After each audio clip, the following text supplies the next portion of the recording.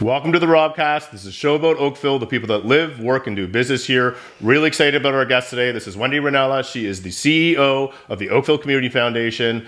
Let's go. It's the Robcast podcast. He's with you for the next hour or 20 minutes. Who knows? Let's see how it goes. Here he is. It's Rob Raham. Wendy, thank you so much for being here today. It's my pleasure. It's wonderful to be here. Well, I want to get right into it. So the Oakville Community Foundation, why don't you tell us a bit about your story of how you kind of led to be? I mean, did you grow up in Oakville? How long have you been here? How did you kind of get into this role?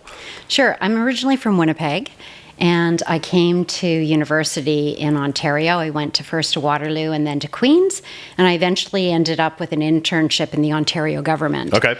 And I was there for a decade. I left as a director of policy. I did another decade in the private sector, and it led me into being with First Canadian Title locally. Okay, yes. And as part of First Canadian Title, I got really involved in the community, and I've always been active with charities. In my lifetime, I think I've sat on 15 or so boards.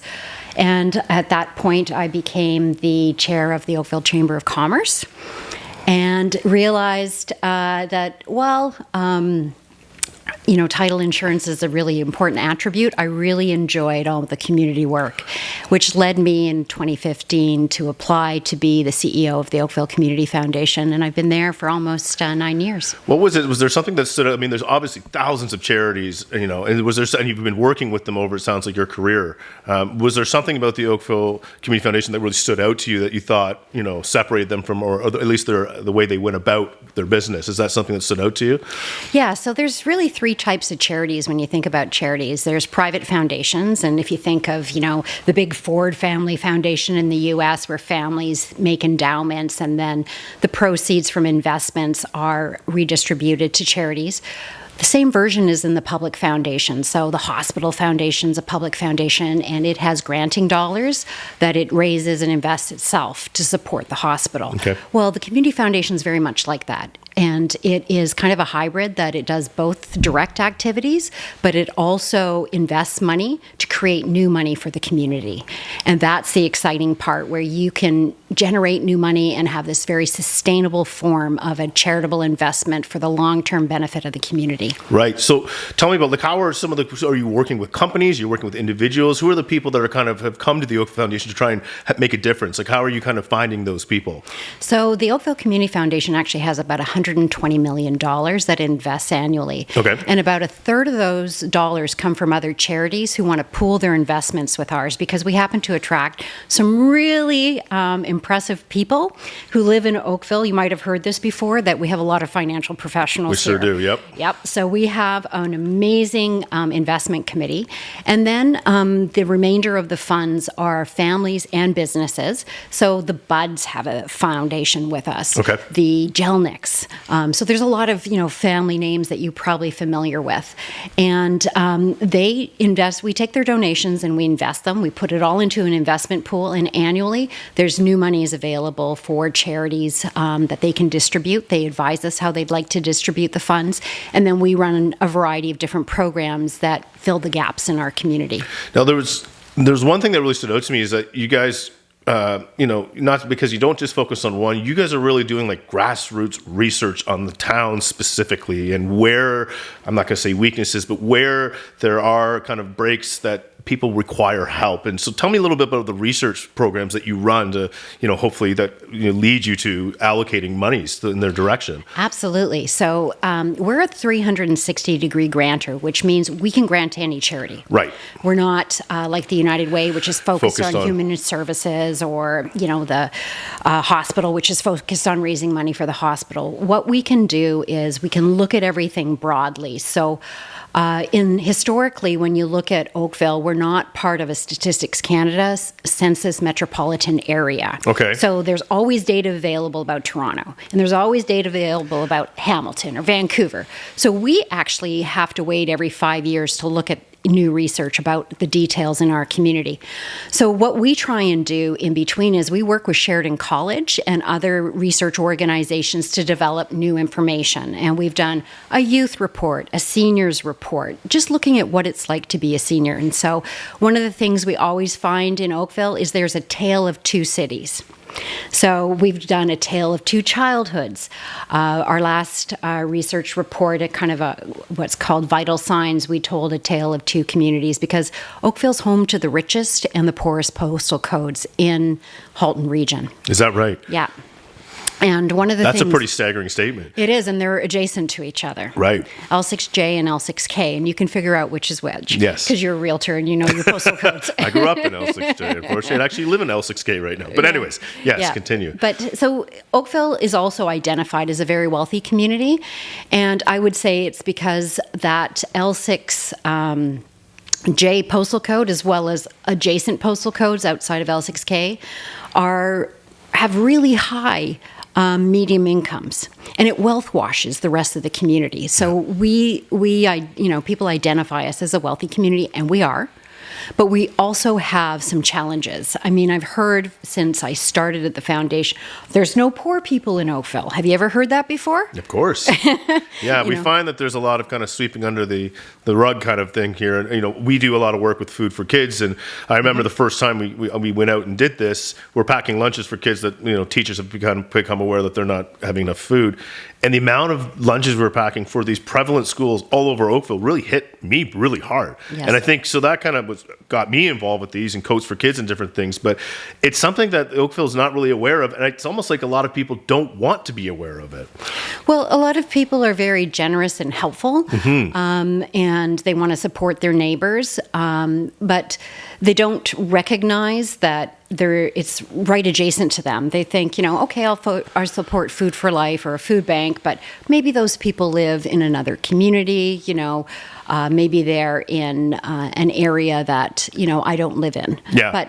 But they are your neighbors. And I mean, growing up, everywhere we traveled, and even, speaking with my partner here, like just before we started doing the show, we were out in Calgary for dinner, and someone says, "Oh, where are you from?" You say, "From Oakville." "Oh, well, I'll double your bill." Like that's the assumption of what Oakville is, but it's really not what it is. And this is what you guys are working to kind of address and bring to the light, right? Yeah, and we work with about between 80 and 100 charities that are based in Halton and serving Oakville annually. So there's a lot of charitable organizations, and the other thing that's very, one of the things that research is pointing out is our community is changing.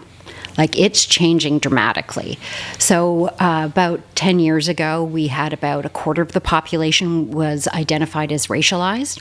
That is over 40% now. Yep, you can see it. Yeah, absolutely. And it's changing. And, with those shifts, we're seeing new immigrants and newcomers coming into our community, and they're shifting the culture of our community as well in terms of where there's celebrations.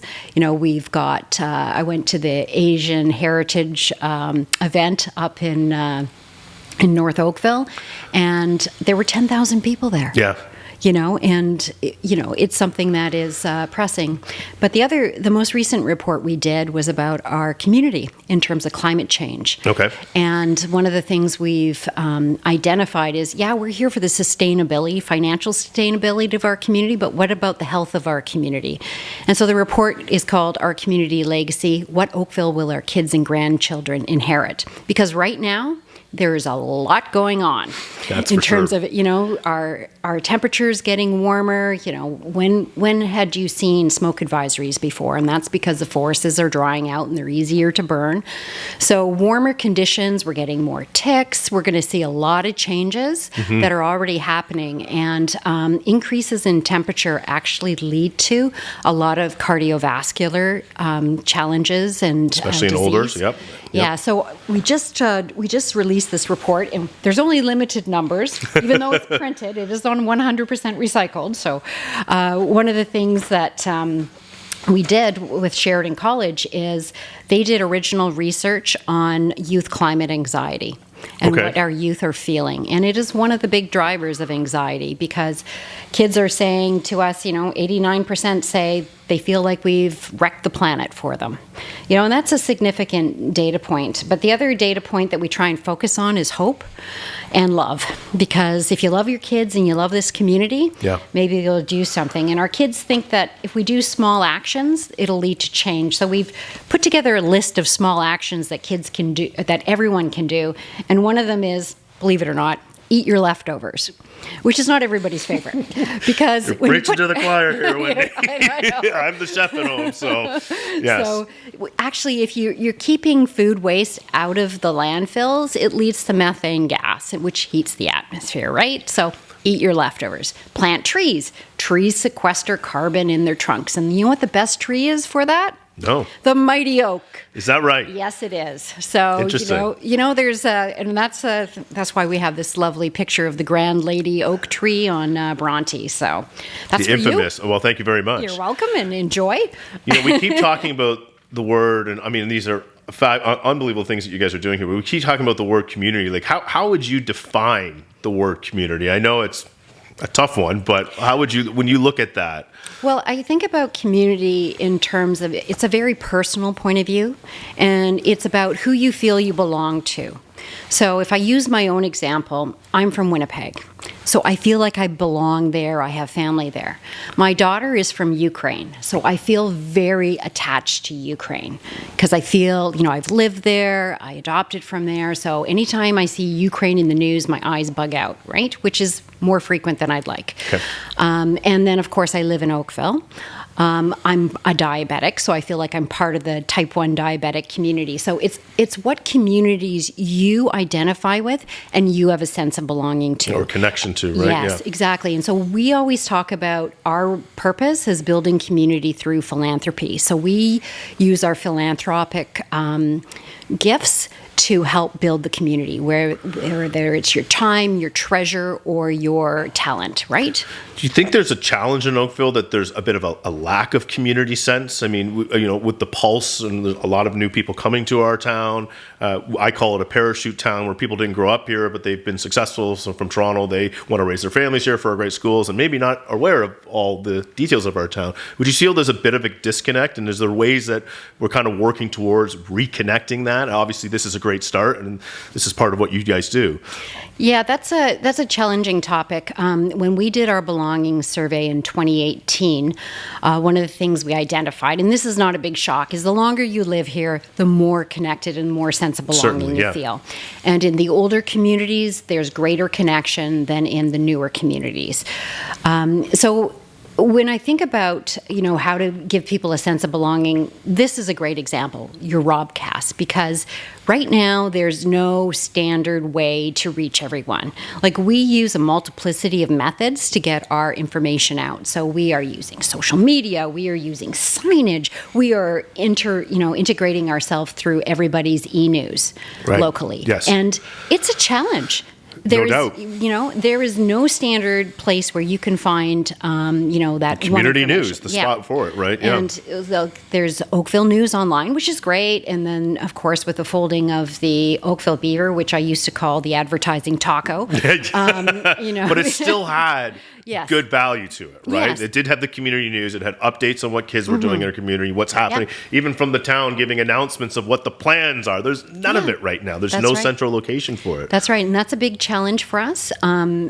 Different ways of connecting and also bringing people together because post-COVID, we're just starting to see events coming back. Like there used to be that wonderful children's festival that the town put on. Yes. There's no more jazz festival anymore. There's very few events that are kind of community-wide. Yeah. And we really need to start thinking about how we bring people together in a positive way. One of the challenges that's kind of come across, or what I've realized, is the rapid growth of Oakville, the expansion, the new development, which comes with all its challenges. But it makes it so, and my understanding is the BIA and different things, they can't have 100,000 people come downtown. They can't facilitate it. So it becomes a challenge that we can't bring all these big groups together. So, is there a way that, we can start to address is maybe just in different neighborhoods or go about it in a different way? Are we looking at that? Because I do believe that is part of a community sense, is bringing people together. We're not a small town anymore, and we're not a small community, despite people saying we're a town.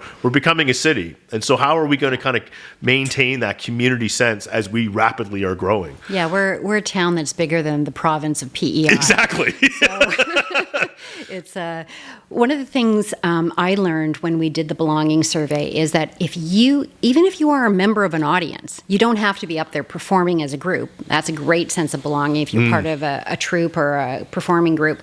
But even if you are in the audience together, you become a member of that audience and share the same experience. And so we also know people, as you mentioned before, are coming to this community because we have great schools and they want to raise their families here. So they're very focused on their kids. And so 2 of the programs that we developed are very youth focused. Smart. And one's called Community Classroom. And this is actually my reaction to the fact that the public schools were sending my daughter to Toronto and to Hamilton for school class trips. And I thought, why aren't they learning about Oakville's, Underground Railroad history at the museum, or connecting with some of the great arts and performing groups that we have in terms of charities? So we developed Community Classroom to give youth in our public schools the opportunities to learn about the different types of performing groups. So we have steel pan drummers who go into the schools, and because of that connection, their performing arts programs are growing at the Canadian Caribbean Association. We bring in dancers doing hip hop from Art House. Actually, I have pictures of teachers and students doing hip hop dancing together. Yeah. I know, but it's a way of connecting our youth. We run programs with environmental groups into the school. We run the Oakville galleries, the museum, so people through their kids get connected. And when your kid comes home and they're sharing, did you know this? Or, it's now exciting. You're getting somewhere. You're right. exciting. Yeah. And the other thing that we've done is we know a lot of new immigrants to our community. And, people are coming here because they want a good education for their kid to set them up to go into university. So I have to say it was serendipity, but in February of 2020, we brought every community organization that was offering scholarships and bursaries onto one hub. It's called the Community Education Awards Hub. Okay. And we help assist all these groups, which are mostly charities, the May Court and the Canadian Federation of University Women and Rotary. There's about 15 different groups. We allow everybody to access the portal for free. We put up your application with I think we have over, 50 different applications. And then the students come on and they take an eligibility test to see what they're eligible for. And my only criteria is whatever you're offering, it has to be available to Oakville students. That one of the awards. So we have almost 1,400 students on that platform right now. Wow. And we ourselves run our own fund holders, do a lot of gift offerings, and it's our 30th anniversary this year. Okay. So we had one special award for our 30th that our chair of our board wanted to encourage people to match his $30,000. So each student got $2,000. So it's just a wonderful way of connecting. So we find that if you want to connect in Oakville, you have to connect through the families. So let me ask then, if there's people out that are watching right now that go, man, I want to get involved with this. Like, what would be the steps you advise people to say, how can they get involved with the Oakville Community Foundation? So you can either think of yourself, some people want to be a philanthropist, and we start people's fund at no money down. I love saying that. So, you can start your own personal foundation at zero and grow it. And then we have opportunities for you to help either get involved in different causes or help donate to your own preferred organization. The basic way to get involved is something called Give Oakville, where we have a crowdfunding platform that we run starting on National Philanthropy Day, which I know is November 15th, not everybody else does, and it runs for 3 weeks because around the end of the year, different holiday seasons is the priority giving time. That's the peak time. of time, right? Yeah. So people can go on and make a donation, and we curate so that you can see every charity in this community. It's an opportunity to I've learn been on the about site. them. It's amazing. You can connect to everything, learn about them. There's synopsis on it. It's really well laid out. And then we match the funds up to 25 grand. So that's our way of doing granting and supporting, community-wide initiatives. And then the other ways you get on is with us, you can be a volunteer. We have a variety of different committees that we generally have, mostly lawyers, CAs, and CFAs, because we are managing $120 million. And we need really clever people with lots of degrees so that we don't get in trouble with the CRA. We were talking a bit earlier about there's some of the unique, like what I think is so great about the Oakville Community Foundation is you have flexibility in listening to what people's needs are, not just within the community and who you're trying to help, but also the people who are trying to help give money and help donate, and you listen to their needs. There's a couple funds that you guys offer for bigger, just say like a larger corporation or in Oakville. Tell me a little bit more about some of those and how they work. Yeah, sure. So there's a phenomenon called the Donor Advised Fund. That's it. And they've been around for about 30 years in a prominent way. And you can set up a donor advised fund in many different forms and across many different public foundations. Within the community foundation sector, just to give you a little history, there's over 200 community foundations in Canada. There's a Burlington Foundation, there's a North Halton Foundation, there's a Mississauga. Yeah, we're all over the place. Okay, but they're all separate entities? They're yes, not? They are. But we're all affiliated as a part of a national network. And what we do is we accept donations. Either we create community funds, which you can support. So we have a climate action and environment fund. We have a resettlement fund. We have a youth, sport and recreation fund. So there's different causes that have been set up. But then you yourself can set up your own fund. So you can have the Robcast Foundation or fund, and you can start growing it. And generally, once you hit 20,000 is when you get to decide exactly which charity you can donate to. And you and your family can sit down. So we have families who sit down and they donate to, they decide every year, I want to donate to this fund. But we also have a lot of, I would call them more like family business funds. So we have businesses that have set up funds. And one of our originals was the Budd family. And the Budds actually have a variety of funds because they have one where they're dedicated to fundraising for charities, and then they have a specific scholarship fund. Their own? Yes. Well, it's in honor of a former employee named Sam Piercy. Right, that's right. So we don't care how many funds you set up. Sure. We're delighted in helping support it. So the way the funds operate is part of the investment return is how we pay ourselves. So there's no money down, like I said, and and you can grow it over time, and then you can promote it. We actually, my colleague Michael, who you met earlier, he is a graphic designer. He works with families to design their own logo. Oh, fantastic. Yep. Yeah. So, and you can have your own web page and everything else. So he works with a lot of families so that they can say, this is our foundation, but we're really it's like kind of, I always say it's the opposite of a mullet. We're the hardworking part in the back, and you get to be the fun part in the front. Right? So that's kind of how it works. So we do all the compliance with the CRA and managing the investment manager and doing the reporting and all that kind of very earnest stuff is what we have to focus on. It sounds like you've had this wonderful career and experience with this job that you're working at. What would you say, if you were to step back right now and look at it and go, what were you most proud of that you've contributed to, that you feel with this foundation? Well, I don't think it's ever personal, right? Because you have a whole community working with you. But I think what we tried to do with the foundation over a number of terms with chairs of the board. So we have like Michael Whitcomb, who's a partner with Macmillan, and Brian Hanna with O'Connor McLeod Hanna, and Bindu Cujo, who is now the general counsel at Laurentian Bank. So we have like a lot of really prominent people.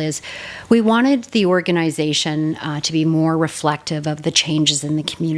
And we really worked hard to make those connections and be reflective of what the community looks like today. It's wonderful. It's hard work.